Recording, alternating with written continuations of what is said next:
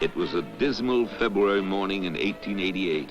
Eager for a cloudless sky, eager to see a brilliant sun, eager to establish his studio of the future, waited alone at the Gare de Lyon for a southbound train.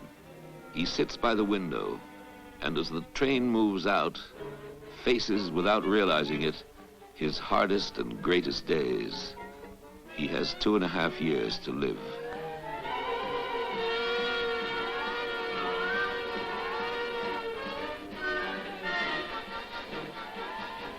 I always remember the emotions which the trip from Paris to Arles evoked.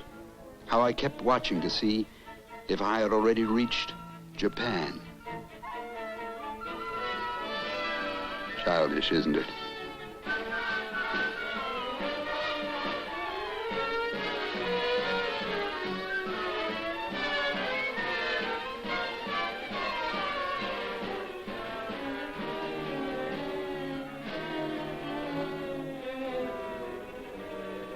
And so Vincent came at last to the town of Arles.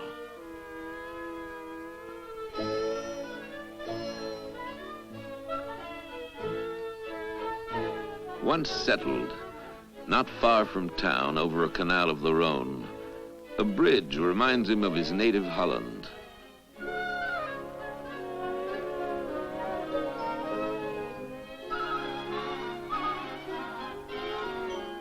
But soon these almond trees begin to flower, and he falls completely under their spell.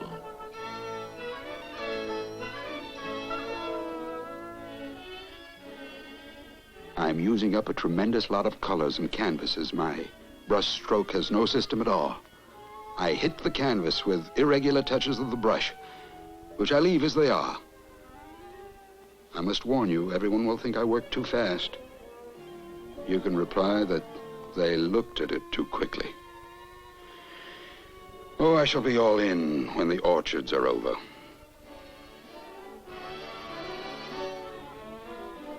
Often, while all in, he would return to his cafe and sit outside over a cup of coffee, and sometimes see a face he liked sitting close by and get its owner to exchange the cafe chair for this one in his studio, recently found again. La Mousme, for instance. A mousme is a Japanese girl, Provençal in this case, 12 to 14 years old. It took me a whole week. That makes 2 portraits, her and the Zouave, a boy with a small face, a bull neck, and the eye of a tiger. And he painted still another Zouave, one who became a good friend of his, Second Lieutenant Millier. I give him drawing lessons, and he is beginning to make drawings. By God, I've seen worse. Together they walked the countryside, climbed the stony crags of Montmajour. Not only climbed, but sketched them.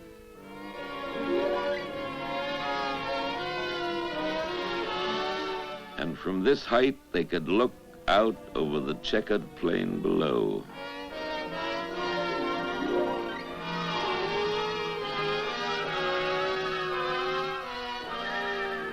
The fascination these huge plains have for me is very strong. The flat landscape is as infinite as the sea.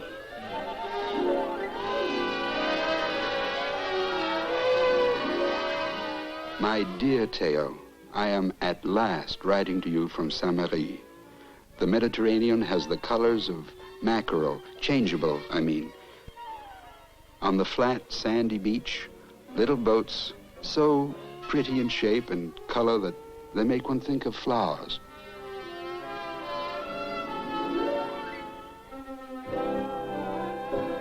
Back in Arles, among postmen such as this, Vincent made a real friend, Postman Roulin. His wife had just had a child, and the fellow was aglow with satisfaction. A Socratic type, nonetheless Socratic for being somewhat addicted to liquor and having a high color as a result. I painted the wife in such a way that a sailor at sea would imagine when he thinks of his wife ashore.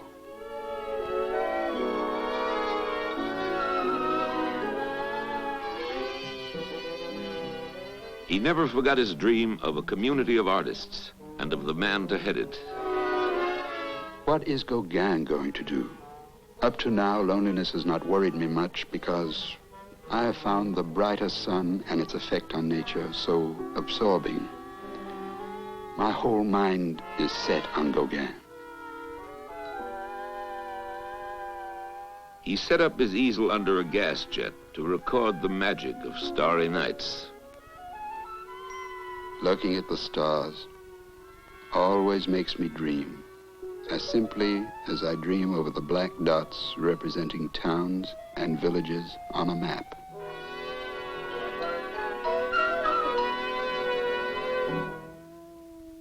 Stand for a moment, if you will, here in the Place de Forum of Arles today. You're looking at the place where Van Gogh's home stood until it was obliterated by a bomb in World War II. This is how it looked then.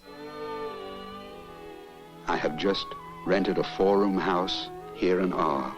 I want to make it really an artist's house. The house on the left is pink with green shutters. That is the restaurant where I go for dinner every day. Suddenly, unexpectedly, Theo sells a painting of Gauguin's, making it possible for him to come. Now that I hope to live with Gauguin in a studio of our own, I am painting with the enthusiasm of a Marseillais eating bouillabaisse. Big sunflowers for decoration. I want nothing but big flowers. I have also done a canvas of my bedroom. I wanted to express an absolute restfulness, looking at the picture or to rest the brain. My portrait, which I am sending to Gauguin, is all ash-colored. I've tried to convey not only myself, but an impressionist in general. A simple bonze worshiping the eternal Buddha. Only I've made the eyes slightly slanting, like the Japanese. Oh, my whole mind is set on Gauguin now. Early in the morning of the 20th of October, 1888, Paul Gauguin rapped on the door of the Yellow House. Vincent wired his brother. Gauguin has arrived in good health. They walked through the little town to familiarize Gauguin with it and Vincent with him. He is very interesting as a man. I'm sure we'll do loads of things. Gauguin and I are going to have our dinner at home today. I must tell you, he knows how to cook perfectly. In time, they paused here to paint Les Alicants.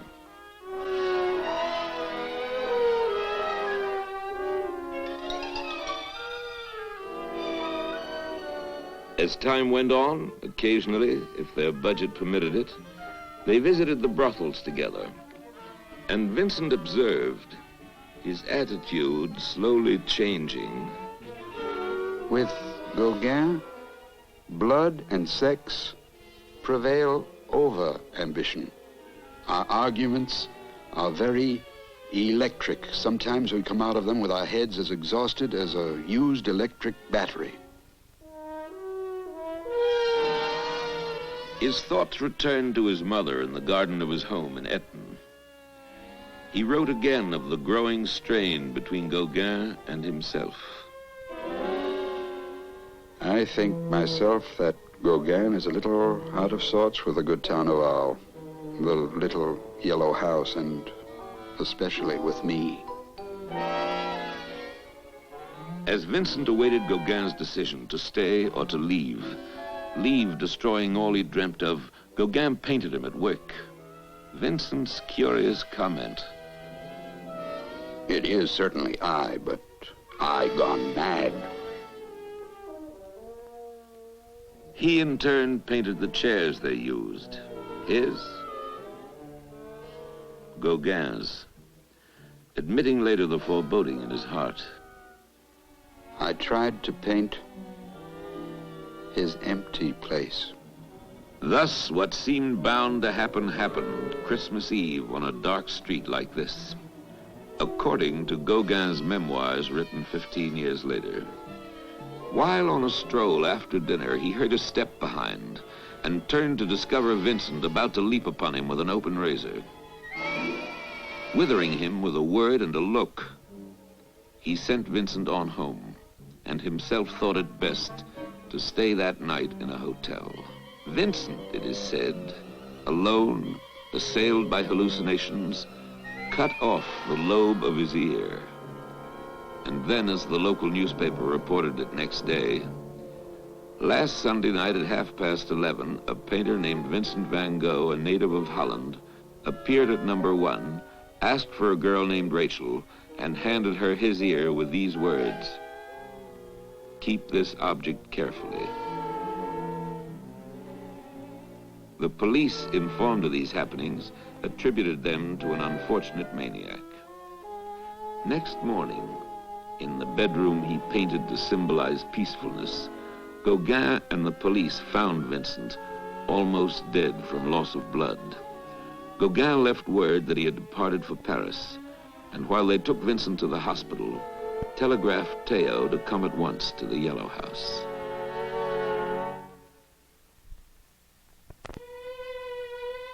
The hospital is still there in Arles, where for 3 long days Vincent van Gogh lay unconscious, under the care of Dr. Ray, whom he painted thus later.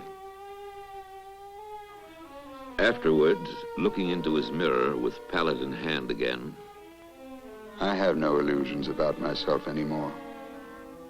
I shall do everything the doctor says. But as for considering myself completely sane, we must not do it. he was taken back to the hospital again, and ultimately, upon a petition of his neighbors, confined to this cell. My dear brother, I write you not as a madman, but as the brother you know. Here I am, shut up in a cell, under lock and key, and with keepers. What a staggering blow to find so many people cowardly enough to join against one man, and that man ill. Realizing his inability to look after himself any longer, he voluntarily seeks admission to a sanitarium at nearby Saint-Rémy and is accepted. This is Saint-Rémy. Saint-Rémy, whose nuns accepted Vincent as a strange patient.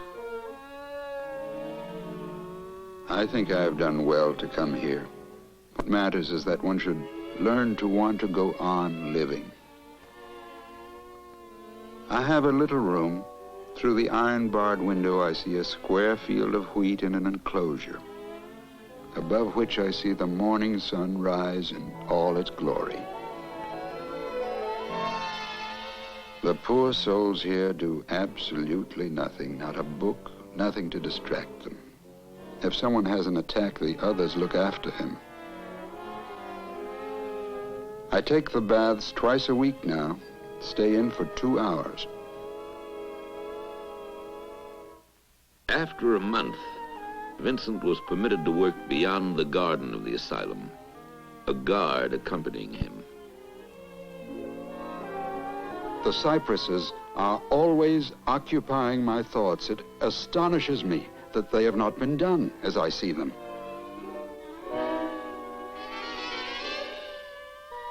But peace was not long with him. One day, on a trip to paint a nearby quarry, after securing his easel amid the rocks to support it against the wind, as he began to work on his painting, a new attack came on me in the fields while I was painting. But I finished in spite of it.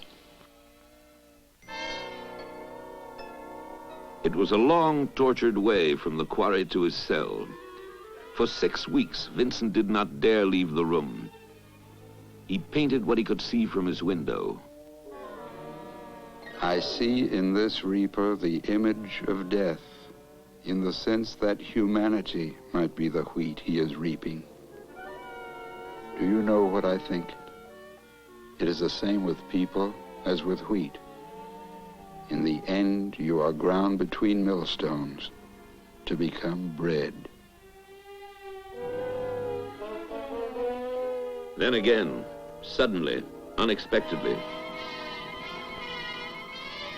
we can do nothing. Now I almost give up all hope, abandon it altogether. but the days of blackout give way before the spring to a kind of tranquility.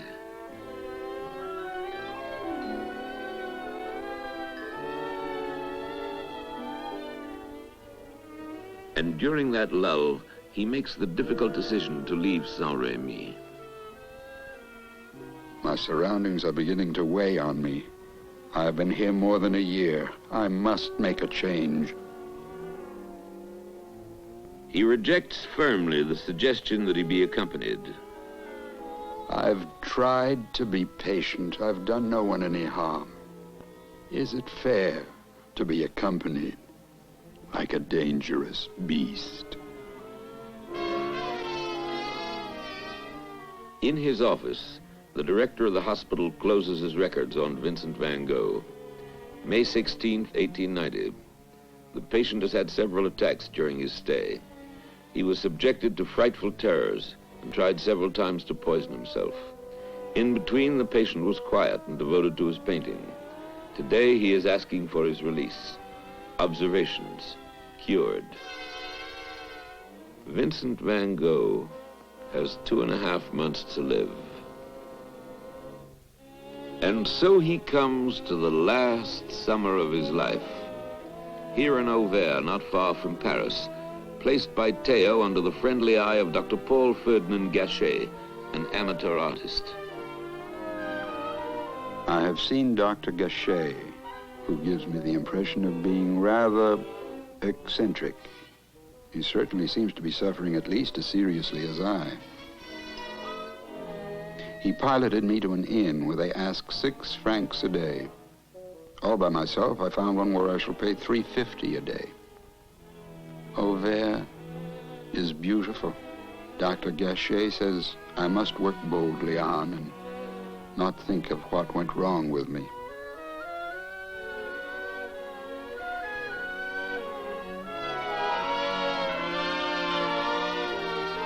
He looks at this church again and paints it.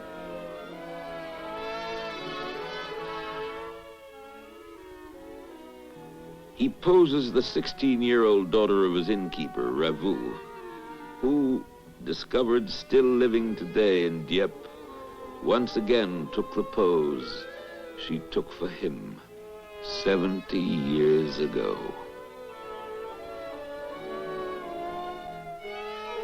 He turns to these wheat fields after a sudden anguished trip to Paris upon news that Theo is beset with troubles, his child ill, his wife worried.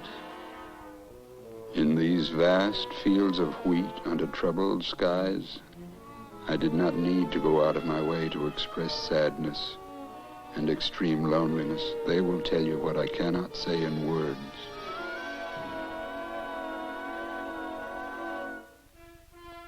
And then one day, on the 27th of July, 1890, Vincent van Gogh sat down in this room and wrote his last letter. Somewhere he found or borrowed a gun. Rising, he left Ravoux's cafe. Walking through the Sunday empty streets of Auvers, walking toward the fields he loved, walking, his unmailed last letter in his pocket.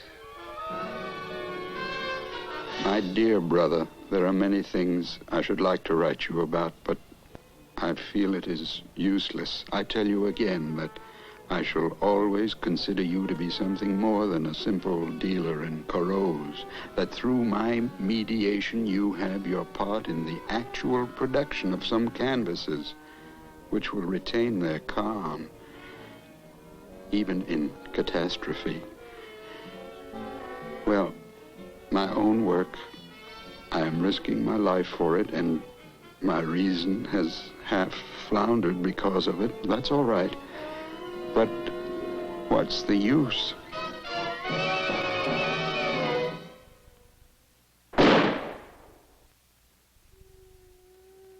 The bullet entered his body somewhere below the heart. And as the sun he so loved rushed, as if it did not wish to look upon the scene, quickly below the horizon, painfully he picked himself up from the ground. He placed his hands over his wound and staggered, falling time and again toward home.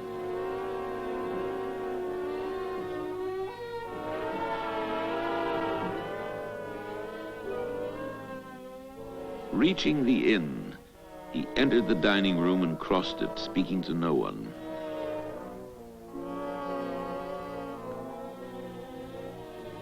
He mounted these stairs.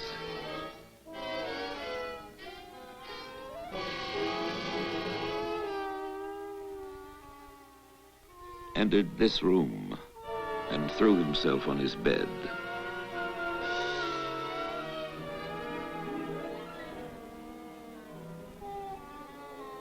Perhaps his groans summoned the innkeeper, Ravu. When he entered the room and saw what he saw and heard Vincent say, I tried to kill myself, but missed.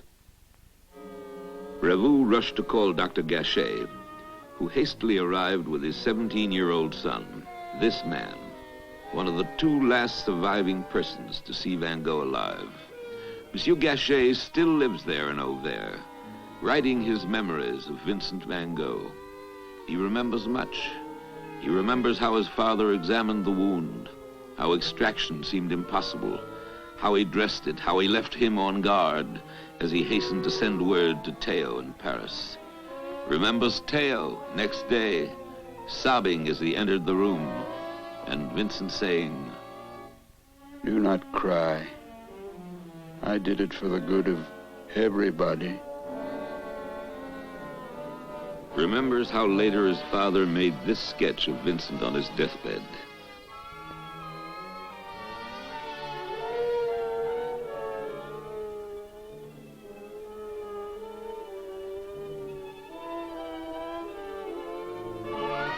All day long, Theo sat with his brother, who to him seemed determined not to recover.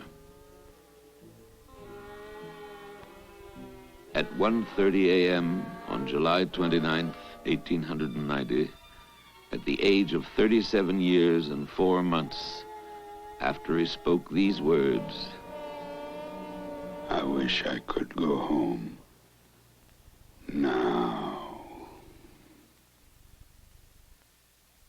life left Vincent van Gogh.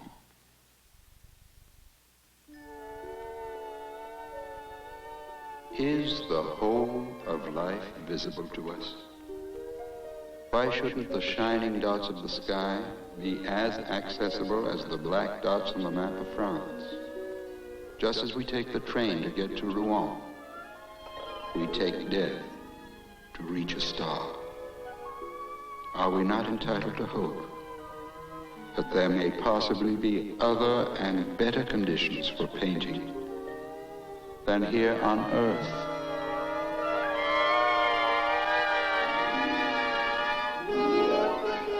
It was described as an afternoon like this, the 3 o'clock of the next day, when his coffin, which throughout the morning had been covered by yellow flowers, his favorite color, and surrounded by his paintings, entered this cemetery.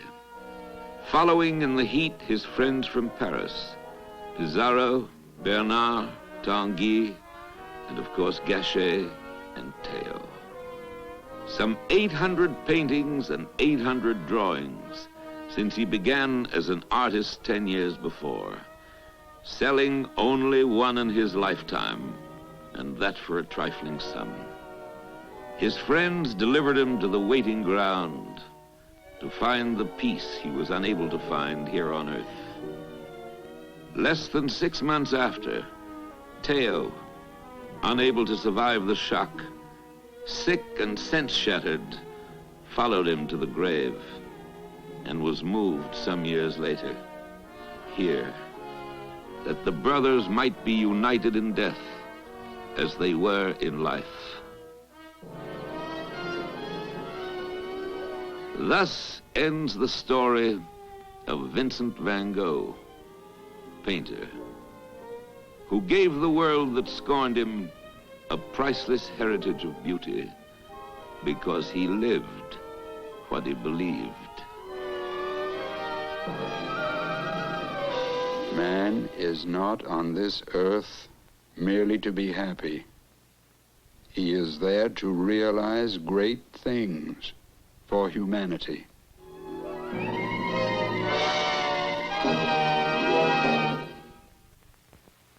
Man is not on this earth merely to be happy, nor even to be simply honest.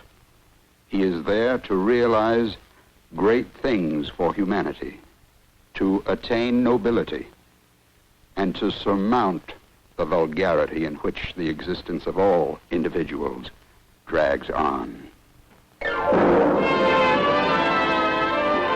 So wrote one of the most extraordinary geniuses the centuries have ever known, Vincent van Gogh, whose eyes gave humanity a new vision of the world.